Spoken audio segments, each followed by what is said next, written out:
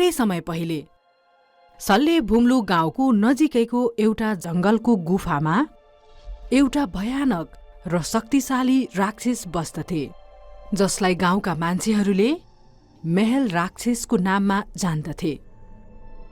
महल राक्षसको नाम नै गाउँका मान्छेहरूको मनमा डर र सङ्कटको महसुस पैदा गराउँथे।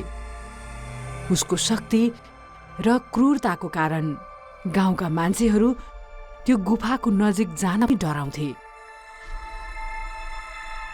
किनकि त्यो एउटा मान्छे खाने राक्षस थियो जो हरेक 12 वर्षमा एकपल्ट आफ्नो भोक मेटाउनको लागि त्यो गाउँको कुनै एउटा परिवारको एउटा सदस्यको बलि माग्दथे।